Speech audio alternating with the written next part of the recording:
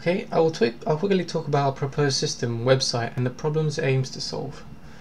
So an estimated 217 million people live with moderate to severe visual impairment.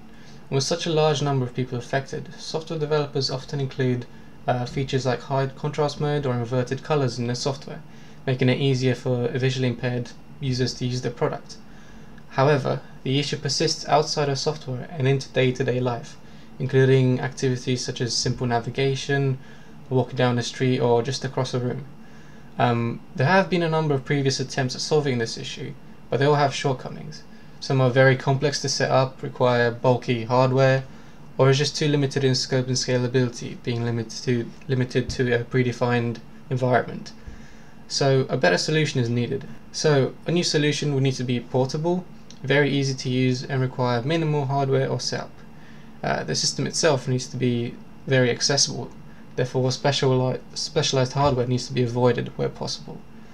So, the system we propose aims to solve the issue of navigation and environment interaction by using WebGL shaders to augment a real-time video feed, presenting the output to the user in an augmented reality format. The computation is performant enough that it can be smoothly done on any recent, relatively high-end smartphone, with the phone camera as input. So the shader effects included are based on edge detection and are highly configurable to cater to every user's specific needs and preferences. So included are Sobel 3x3, Sobel 5x5, and Freichen.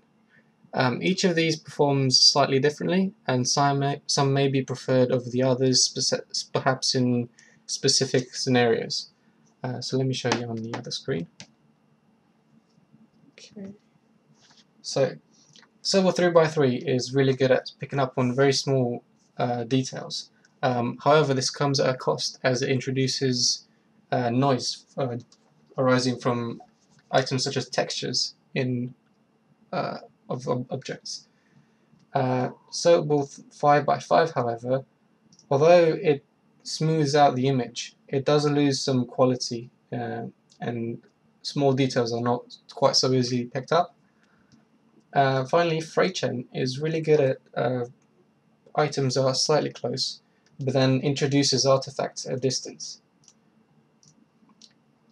Some feedback was collected from a focus group during development, and once finished, a visually impaired student worked with us to improve it through qualitative feedback. One of the pieces of feedback we were given was to allow the user to change their own colors. So for example, here I'm changing the color of the edges to something custom, and here I'm changing the colors of the surfaces. A second piece of feedback was that the field of view from the phone cameras was too low, effectively having their vision zoomed in. To remedy this, however, a user can buy and apply a fisheye phone camera lens, available very cheaply online. And this has the effect of greatly increasing the field of view, making the video feed more lifelike. So this is how you apply it,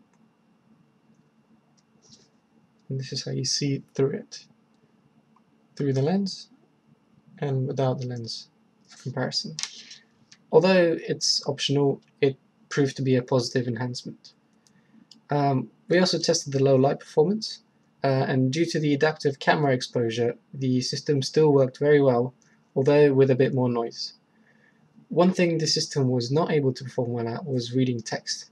Now this is due to there being two sets of edges for characters. Let me show you on the big screen.